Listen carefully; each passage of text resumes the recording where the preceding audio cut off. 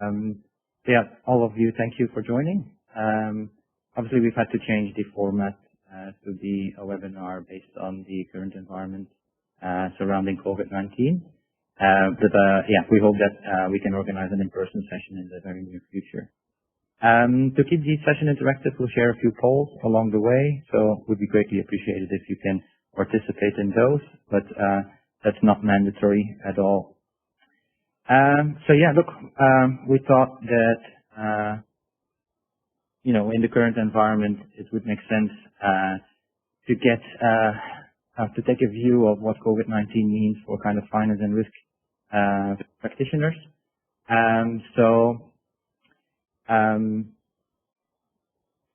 The impact on economy and the financial services sector will be significant. And while the government has announced various stimulus packages and is actually in the process of announcing more to try to avoid a recession, I guess various economists have already indicated that a recession may not be avoidable. So APRA did have a pandemic planning guideline out there already from quite some time. We found that APRA actually conducted stress tests back in 2006 and 2007 in the insurance industry, and so the pandemic planning guidelines actually date back from those days. It's also our understanding that APRA in recent weeks has been working directly with the regulated entities to take stock of their operational preparedness in anticipation of a potential wider outbreak. Yeah, and I guess we luckily live in a time where physical social distancing is actually supported by technology. That's why we're able to hold this webinar today. It's also why we have many people now on working from home arrangements, whether full-time or part-time. But it is nevertheless anticipated that there will be impact on banks' operations, and because especially in a branch network, and also some people will unfortunately become incapacitated due to the infection. So while there will be disruption, it is not expected that the sector will come to a grinding halt. And as we are experiencing with some of our clients, and most banks are reasonably well prepared to support working from home arrangements, both for internal and external staff in line with their business continuity planning, which has kicked in. The financial regulators, so the Council of Financial Regulators, being APRA, RBA, and ASIC, also released yesterday or the day before a paper that they are going to do everything they can to support the industry, which may well actually include relaxing some of the compliance obligations and regulatory obligations that the industry has to comply with in a kind of BAU scenario. From a direct impact perspective, the immediate impact for the regulated industry, the first one that comes to mind is the insurance sector. Obviously, from a health and life insurance, the pandemic, I guess, has a potential direct impact on claims. Which I guess for private health insurance industry is probably, they're already in an environment of decreasing margins and APRA kind of questioning the sustainability of their business model. So that might not be great news for that particular industry. From a super industry, they will probably be most concerned about the current market turmoil, which will have an immediate impact on their portfolios. From ADI's perspective, and look, we already touched on the operational side of things, but from a financial side of things, there'll probably be the flow-on impact. Although the short term, of course, there's the fact that stock markets are going down, liquidity may become an issue as the money market's drying up, and of course the interest rates have been on a steady decline. As well as the Aussie dollar compared to the USD or to the euro. So overall, in the current environment, there's quite a lot of market and liquidity events occurring. And, to that extent that I guess the market's now talking about one of the black swan events, which may well not be captured very adequately in their current value at risk and expected shortfall model. From a longer term perspective, I mentioned already that a GDP impact is unavoidable, potentially recession, which may trigger also increases in unemployment. The housing market may be impacted in the mid to long term as well. And there might be, credit risk events occurring in the near future, especially in those parts of the economy that are kind of directly impacted already. So while most economists already agree that we are much better prepared for an economic shock than, say, post-GFC or pre-GFC, I should say. And APRA is also supporting that view. Very recently in its Senate Economic Hearing Committee, they mentioned that the financial system is positioned to handle short-term volatility, but navigating any period of extended stress will be inevitably something that warrant considerable vigilance. So that's, I guess, a broader update. There's a couple of items that we wanted to highlight kind of from finance and risk perspective. The first one we want to touch on is on IFRS 9 provisioning. So under AASB 9, the expected credit loss model, the intent of that entire setup is to start recognizing credit losses in the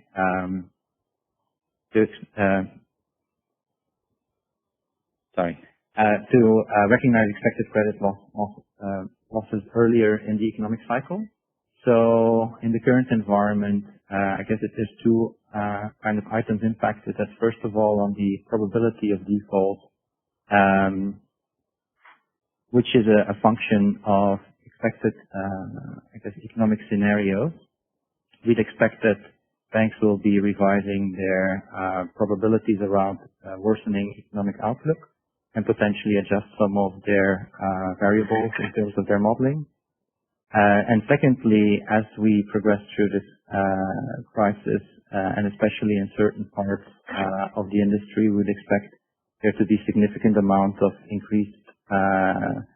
significant increase of credit risk. So that would essentially mean transitioning from exposures that are captured under the stage 1 to be captured under stage 2, which would then trigger a lifetime expected credit loss to have to be recognized. So in a reasonably short term, we think that there will be, in the next kind of cycle of reporting, we should see an uptick in the expected credit losses. Second area we wanted to highlight is on APRA's recent stress testing, results or feedback to the market, and it's literally only less than a month old. APRA did kind of make observations around preparedness, around governance, scenario development, as well as the wider use of stress testing within bank strategy and business planning, and specifically for the smaller ADI segment. So that's the segment that can, not necessarily rely on the same scale of operations and potentially also lower kind of separate technologies.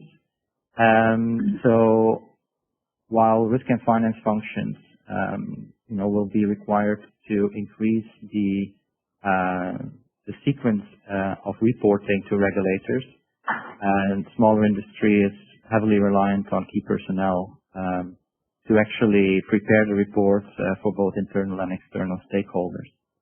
So we think that on the smaller ADI segment, many will find it quite challenging to keep the business as usual going. And in light of recent events, we know that APRA has already started increasing the frequency of some of the reporting. So as part of the LCR rollout a couple of years ago, APRA introduced a particular report, ARF 20.5, which deals with daily liquidity, which is essentially a report that the regulator can require from banks on a very short notice on a daily basis. It's our understanding that currently APRA is monitoring it at least on a weekly basis, and so it could be expected that that frequency might actually increase as well. So we'd like actually to open the floor for a poll. So we would really like to know from this mixed audience, which risk category you think will be impacted the most by COVID-19 in your organization, and take into account, let's say, a 6-month time frame. So if all goes well, I should now be able to share the poll, and it'll be about a minute or so that we'll gather the results, and then as soon as the poll is closed, we'll also share the results with the audience. So I think you should be able to see the results on screen. So we have a bit of a mixed response here. So market risk, liquidity risk, and credit risk almost all in equal measure. So yeah, I guess that drives home the fact that we really won't know how the health crisis will impact or result in potential financial crisis. So look, let's move on to the next topic. I'm sure in the next weeks and months to come, we'll hear a lot more about the impact of COVID-19, how it perpetuates through the system. But the original topic of today was to talk about APRA's roadmap, and in particular how it impacts finance and risk professionals. So I guess needless to say that even before COVID-19, we are operating in a regulatory environment of heightened pressure, with APRA increasing its expectations around governance culture, remuneration, accountability. They're also in the process of updating their, enforcement strategy, and is also rolling out updates to its supervisory framework, which will actually see a move away from the source pairs model, which they have operated in for quite a long time, to a new model which is called the supervision and risk intensity model. They've also flagged more active supervision with more proactive and on-site engagement being rolled out more widely. At the same time, APRA is still working through the recommendations that came out of the Royal Commission, the industry self-assessments, and as well as the high visibility failures that have happened at some of the largest banks, especially in the KYC AML context. Also, cybersecurity is another area of significant interest. So there's no shortage of topics that we can cover in future events. But today we'll focus more on the areas that are of immediate focus for 2020 and beyond. And we'll use APRA's Scorefit plan, which is published for 2019-2023, which is actually quite insightful and provides the areas of focus of the regulator. First item that we'll start with is APRA reporting. So the EFS implementation timelines, essentially, we're at the end of the actual implementation side, with only a few forms left for some or a few in the industry. But really, from an audit perspective, we've really just started. So while some of the entities have gone through APS 310 and for RFCs, the equivalent RRS 710, well, those entities actually know that the goalpost for auditors has changed, and it's changed quite dramatically as compared to previous APS 310 audits. We have observed that an increased number of qualifications in the audit opinions are out there, and that a significant amount of remediation work is required to solve for those observed weaknesses. With APRA, the RVA, and ABS issuing heightened expectations around the quality of the EFS data, the audit firms in turn are also providing much higher expectations to their audit clients, especially as it pertains to the governance, risk, and control surrounding the end-to-end data and EFS process. Especially for entities that have been using spreadsheet solutions or other technical types of solutions to compile their reports, auditors' expectations with regards to control, data lineage, and governance, and I guess being able to find those forms that are under reasonable assurance. So that's to say the phase 1, form 720, 721, and 720.2. They're finding a high number of deficiencies in these processes. So as auditors expect entities to be able to articulate how entities comply with all of APRA standards and guidelines, and how they manage to deliver high quality data to the regulator. Actually, we've recently shared a white paper in which we have summarized the 5 key areas that auditors have looked out for, and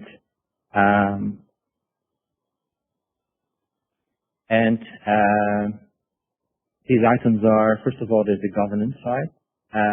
So entities should be reviewing the governance across their end-to-end process.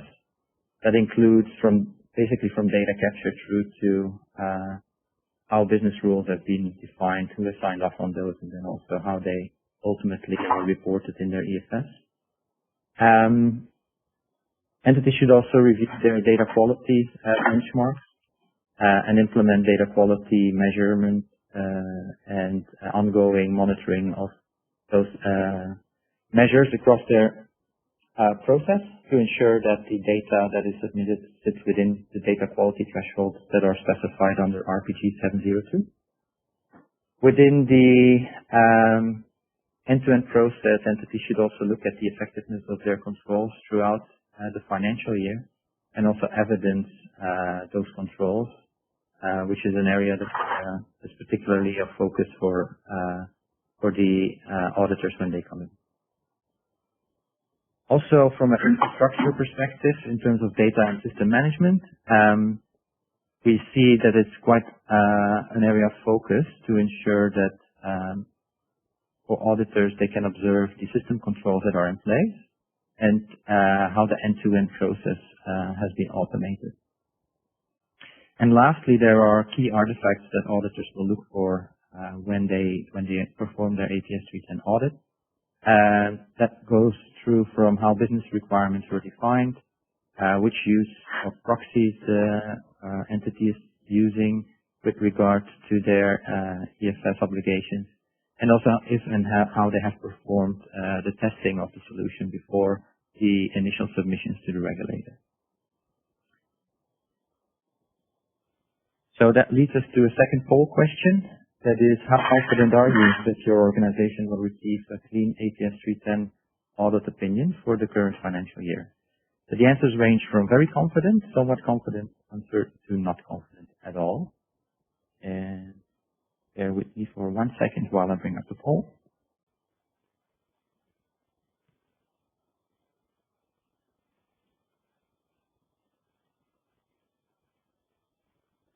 So I guess the results are quite telling. The majority of people have indicated that they are somewhat confident of being able to withstand the APS 310 audit, and only one participant has indicated they are very confident that their EFS program was successful.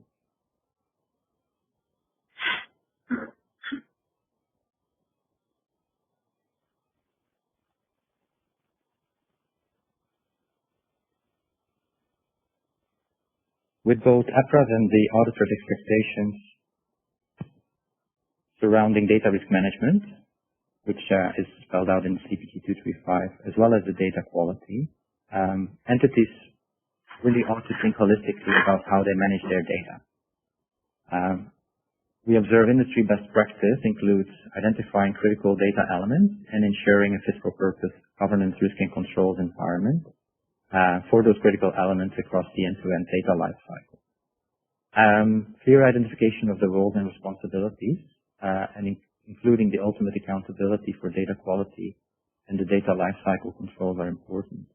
In fact, we see in many institutions that they use their accountability statements to inform across the organization who ultimately is accountable for capturing the right level of data and the right quality of the data. And that comes with its own challenges in many cases. We also observe that APRA is intending to release a cross-industry standard around data management, which it has flagged to be released in the second half of 2020, with a view of implementation in 2021 and 2022.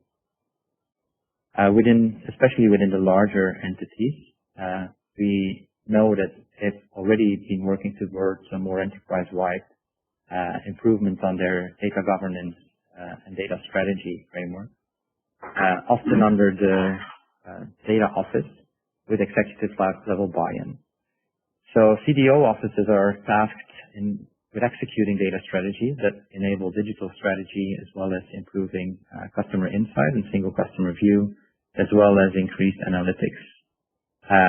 They're also tasked with improving the more back of the house functions, such as finance and risk.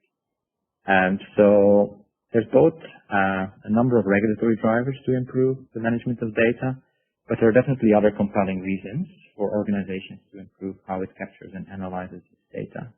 Also, the introduction of open banking or customer data rights or consumer data rights legislation will definitely drive that agenda further. So for finance and risk departments, we think that 2020 is really a year they could focus on data governance and data quality as it pertains to their department. Now, on a related note, APRA has announced very recently its intention to start publishing much more granular data sets across the various industries. For ADIs in particular, APRA has just closed consultation on its intention to release the quarterly statistics on performance and property exposures, often referred to as QUADEP and QPEC. The consultation ended only 3 weeks ago, and the data that would be disclosed at an entity level would essentially be the same type of or level of data that is currently going through the monthly ADI statistics. So for those who are interested, we actually have a MADIS dashboard on our website where you can compare key metrics of individual banks' assets and liabilities. So to summarize APRA's new proposal, the key risk and performance metrics would be published at individual entities level, quite similar to what you see here. So that includes top line profit and income all the way down to net profit measures, as well as some of the KPIs that or KRIs that are currently going to market more through the APS 330 disclosures. So it both impacts finance and risk departments.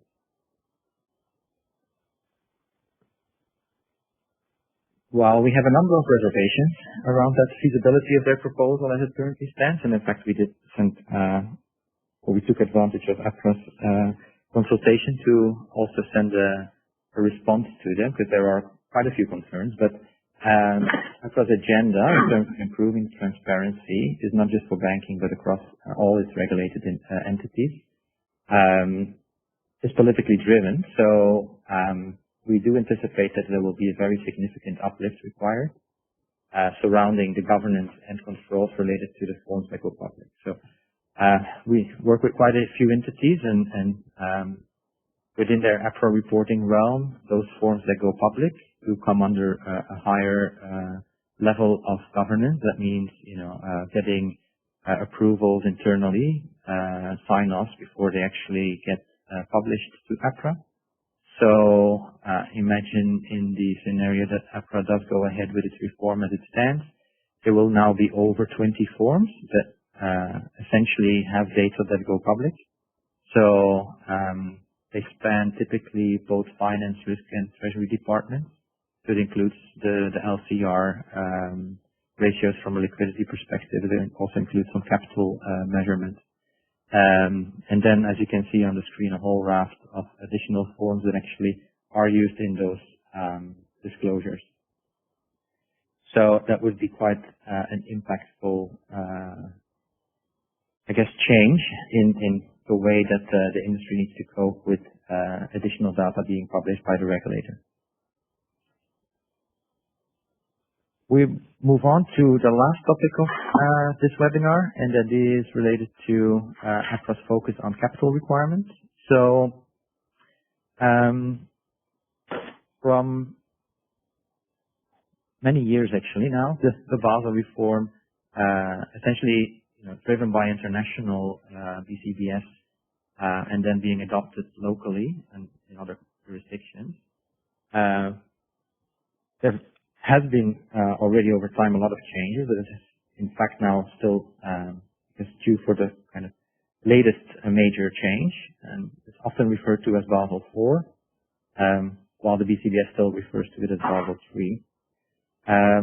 The Basel updates to the framework include changes to the way the ADIs measure their capital across the various risk types. So it includes both changes to credit risk, operational risk, market risk, including interest rate risk in the banking book, and it also defines minimum thresholds, capital floors, and the leverage ratio.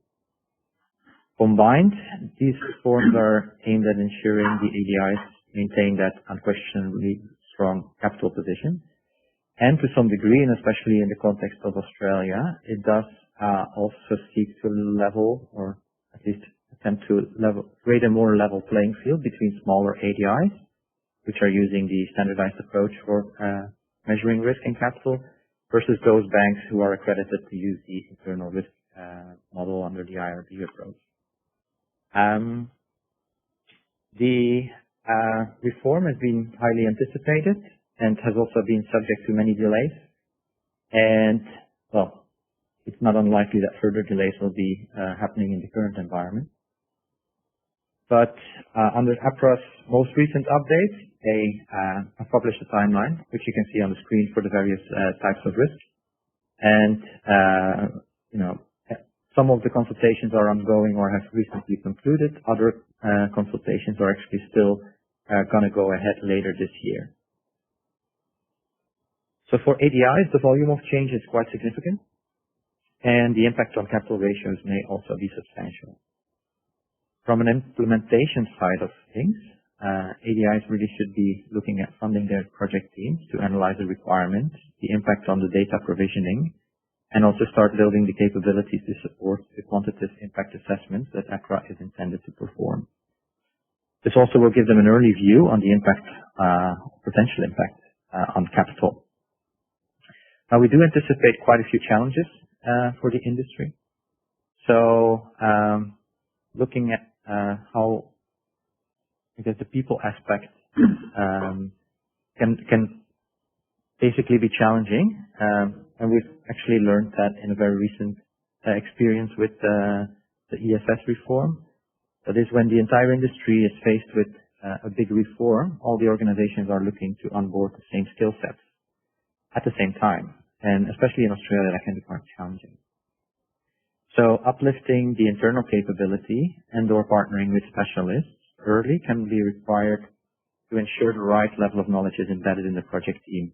And then obviously also in an ongoing BAU mode. From a process perspective, changes to capital allocations will require the banks to also have a rethink about their portfolio. So it may well be that certain types of business are less or more profitable from a capital allocation perspective. So therefore, credit decisions process may need to be adjusted to take these returns on capital into account. And that will require a lot of engagement with business executives across the entire organization. We also want to link this in with the APS 220 reform on credit risk, which is ongoing, and which is effectively starting on the 1st of January 2021.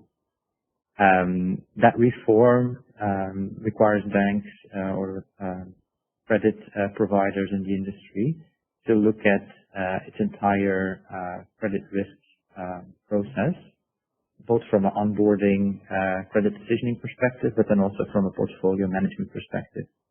So the changes to Basel credit risk are also going to inform how the APS 220 process end-to-end is performed in banks.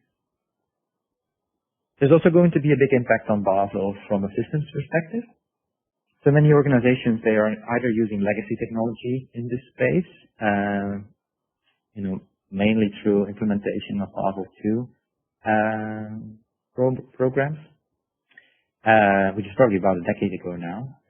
And the smaller ADI segment, we still see a lot of spreadsheets being used within the context of capital calculation. So we would recommend ADIs to look out for more new sets of technology that allow institutions to move away from batch process type systems to those solutions which are more designed for intraday calculation. I guess advances in technology, such as kind of microservices architectures, are allowing for more distributed calculations to happen, therefore much higher or less time-consuming processes to run. So, and then lastly, from a data perspective, the new Basel rules will require additional data points. And we all know that in a legacy environment that most banks operate, changes to these front office type systems where data is captured is extremely challenging. It can take a lot of time and also be very costly to achieve. So identify the data gaps early and then building a feasible roadmap for remediation will be critical to the success of any program. So that leaves us to the conclusion of this webinar. So a couple of key takeaways for risk and finance functions. That is to focus on data, data risk, data governance, and data transparency. Also to focus on their overarching governance processes, ensuring that informed through the bare accountability statement, it is very clear who owns which part of the process. That is a common theme across any kind of regulatory reform.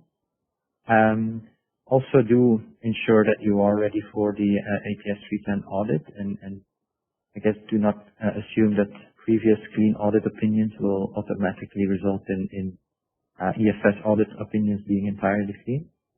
And then also not to push out the start date of Basel projects. It's very critical to start early so that all the items that I mentioned before are taken into account in the end-to-end project rollout. So with that, I'll open the floor to questions. Thank you, Thomas, for that. I think you can unmute your microphone if you'd like to ask a question. Was there any questions, Thomas, that came through the private chat?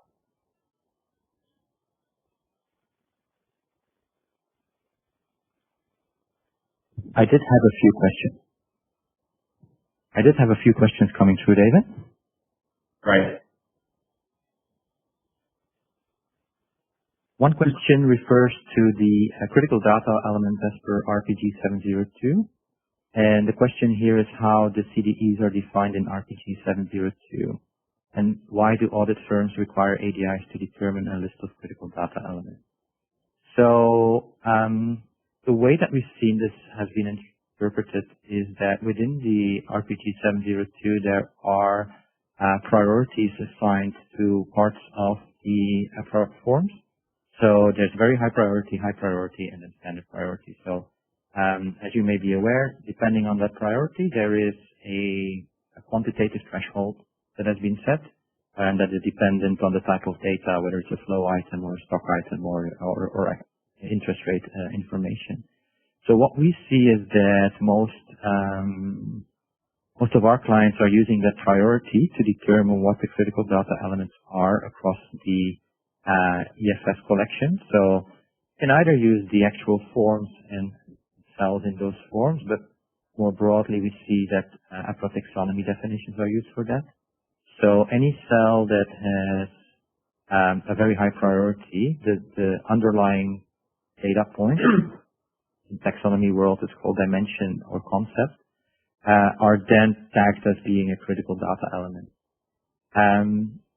What it does help to do is to kind of focus banks' efforts, to really focus their efforts around data quality as well as kind of data lifecycle controls on those elements of the data collections that are most pertinent, most important for the regulator. So they do span across both phase 1 and phase 2. Yes, we've helped quite a few of our clients analyze through the taxonomy and through the data lineage how they have mapped those very high and high important data items. And then I guess through the data lineage, you can actually be informed about which data points in the source systems they either kind of one-on-one mappings or they have derived through business rules logic from certain data points. And so those are then the data points that become the critical data. Great.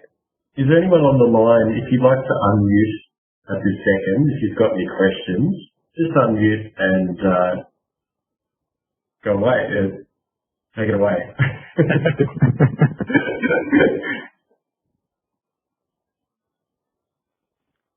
Okay, so we do have a couple of minutes left, Thomas. Was there any other questions that might have come through the private chat? I am looking and I have not received any additional questions. No problem. So I think just in summary, Thomas, that was a fantastic wrap up of the current situation for risk and finance and some of the challenges in the APRA timetable that's coming out. Obviously, you prepared quite a bit on the COVID and how that will impact particularly the risk teams and trying to measure what's going to happen. If there's any questions after this session that you'd like to raise with the RegCentric team, on the screen now there is the contact information section. Feel free to call or contact our team. We have got 11 consultants which are working with banks in RFCs in relation to their data and data outcomes. And we've been delivering on a number of projects for the last 3 years, including delivering 10 clients EFS programs. So if you have got any questions or you'd like to just benchmark what's happening in the industry, feel free to contact us. And we'd like to hear from you. Thank you all. Thank you, David. Thank you all for participating.